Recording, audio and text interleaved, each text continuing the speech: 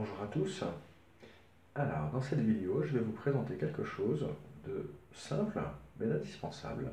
C'est tout simplement la façon dont on peut lire et écrire et dire les nombres à l'aide des 10 chiffres que nous utilisons tous les jours. Alors, la façon dont on dit des nombres, c'est ce qu'on appelle une numération. Et comme nous utilisons 10 chiffres pour cela, on parle de numération décimale. Alors, les 10 chiffres que nous connaissons tous, je vais les écrire. Il y a évidemment le 0, 1, 2, 3, 4, 5, 6, 7, 8 et 9. Et c'est avec ces 10 chiffres-là que l'on peut tout simplement écrire n'importe quel nombre. Il suffit d'enchaîner des chiffres au hasard, par exemple 7, 5, 0, 0, 6, 3, 2, 1.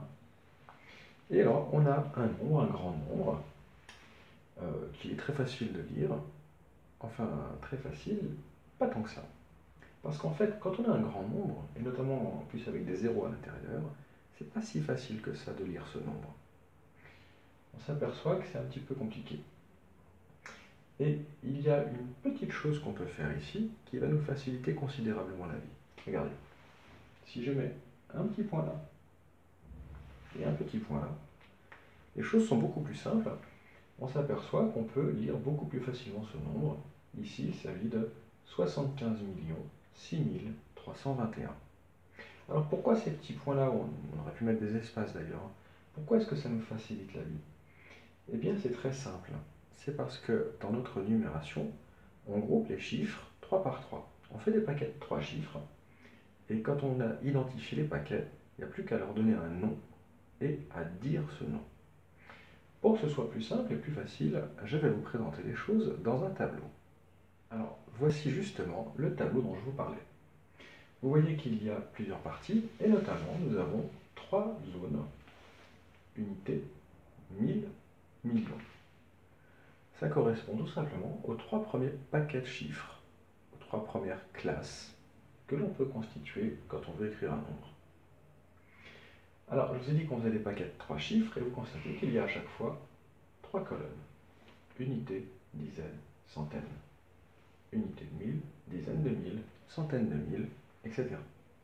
Alors dans mon tableau, je manque un petit peu de place, mais j'aurais pu mettre aussi les milliards, etc. Alors comment ça fonctionne? Sachant bien évidemment qu'ici les unités, ça dépendra de quoi on parle. Si je parle d'argent, mon unité sera l'euro. Si c'est une longueur, ça pourrait être le mètre. Si c'est une masse, ça pourrait être le kilogramme, peu importe. Nous avons un nombre, et pour faciliter sa lecture, on va inscrire ce nombre dans le tableau. Alors pour ça, c'est simple. Dans un nombre, et notamment un nombre sans virgule, le dernier chiffre, ici le 1, est appelé le chiffre des unités. Et ce chiffre des unités, on le mettra tout simplement dans la colonne des unités. Allons-y tout de suite. Le 1, et puis vers la gauche, on a le 2, le 3, le 6, 0, 0, 5 et 7. Et on s'aperçoit alors que pour lire le nombre, ce que j'ai fait tout à l'heure en repérant par les petits points, ici ce que je peux faire en repérant les noms, eh bien c'est très simple. Il suffit d'identifier les paquets de 3 chiffres, les classes, et de dire pour chaque classe le nombre qui s'y trouve, suivi du nom de la classe. Et on a bien ici 75 6 321 euros, kilogrammes, mètres, peu importe. Alors vous notez que je n'ai pas prononcé les zéros, parce que les zéros sont là pour dire qu'il n'y a pas de centaines de mille, pas de dizaines de mille. S'il n'y en a pas, ce n'est pas la peine d'en parler, on ne dira donc pas les zéros. Le nombre qui est ici, c'est bien 6. Alors ce tableau nous facilite bien sûr la vie pour lire le nombre, il nous la facilite aussi pour un écrivain. Par exemple, imaginez qu'on me demande d'écrire 3 52 030. Ouh là là, 3 52 030, pas évident, on ne sait pas trop comment l'écrire. Heureusement, on a notre tableau. On a entendu 3 millions. Donc, dans la classe des millions, il y a quelque chose, pas 300 millions, pas Pas 30 millions, 3 millions. Ok. Après, j'ai dit 3 millions 52 000. Donc dans la classe des 1000, il y a quelque chose aussi. Pas de centaines par contre.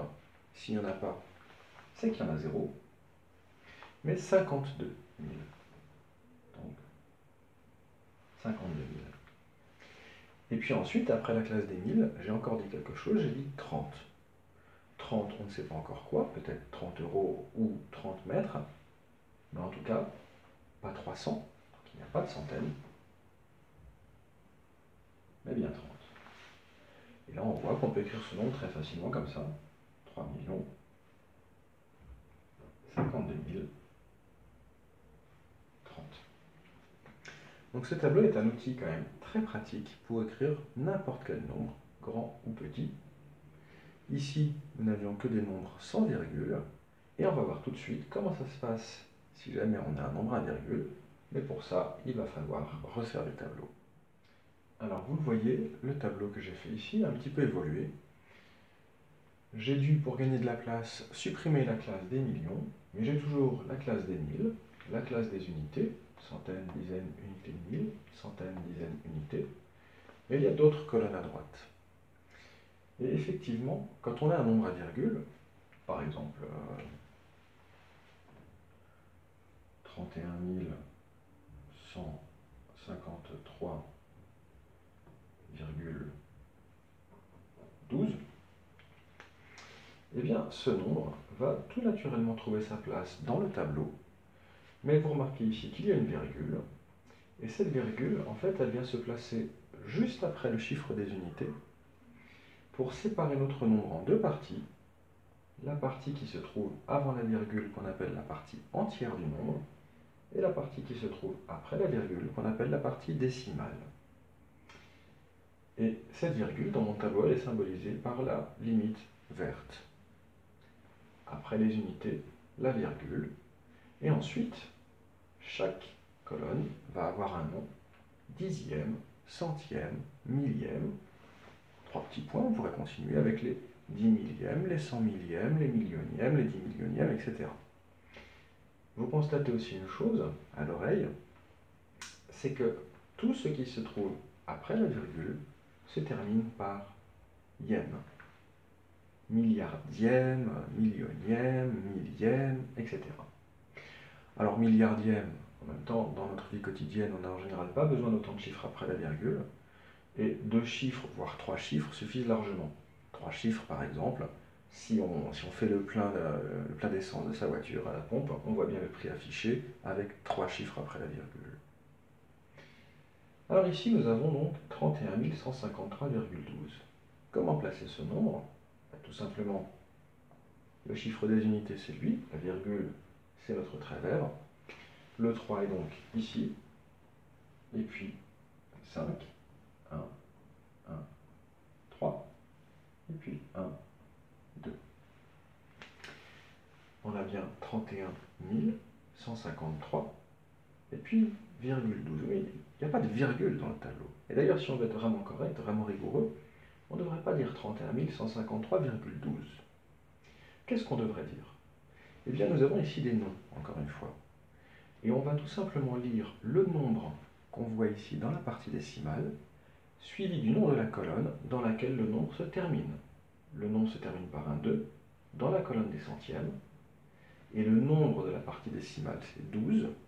Donc nous avons 31 153 et 12 centièmes. Évidemment, si on avait eu non pas 12 centièmes, mais par exemple 127 centièmes,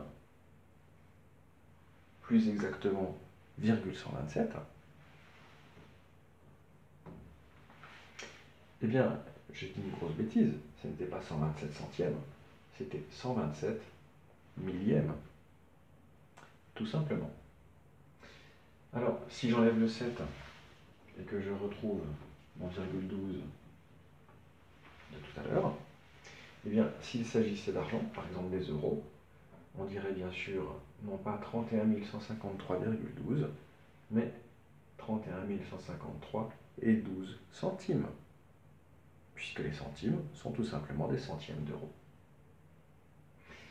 Et on voit ici que finalement, avec ce tableau bien complet, c'est-à-dire avec les dixièmes, les centièmes, les millièmes, et bien sûr toujours notre partie entière, on peut écrire n'importe quel nombre. Ce sera bien sûr indispensable dans la vie courante, par exemple pour écrire un chèque. Et puis bien évidemment aussi quand on doit faire des calculs, quand on doit poser des opérations, on ne risque pas de poser correctement des opérations si on ne sait pas écrire correctement les nombres. Mais pour ce qui concerne les opérations, ça fera l'objet d'autres vidéos. Et donc d'ici là, écoutez, je vous dis à très bientôt.